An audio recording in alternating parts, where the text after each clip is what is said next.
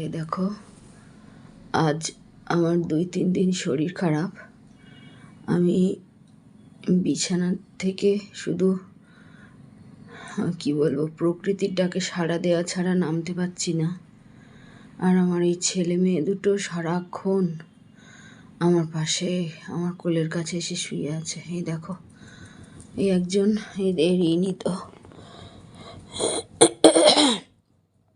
ইনি তো একেবারে কোলের উপরে উঠে বসে আছেন।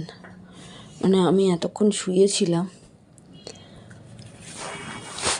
আর মাঝে মাঝে এসে আমি শুয়ে থাকলে এসে গাল চেটে আদর করে দিয়ে যাচ্ছে। এই এতক্ষণ শুয়েছিলাম, গা পিঠ ব্যথা হয়ে গেছে বলে একটুখানি উঠে বসেছি। তাই জন্য ঠিক বসার পরেই কোলের উপর উঠে বসেছে।